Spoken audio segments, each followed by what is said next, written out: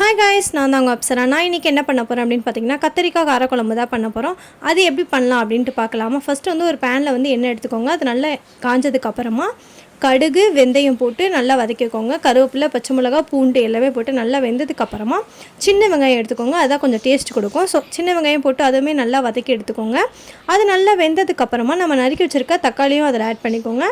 Add பண்ணி ரெண்டுமே mix பண்ணிக்கோங்க. நல்லா வெந்து வரணும்.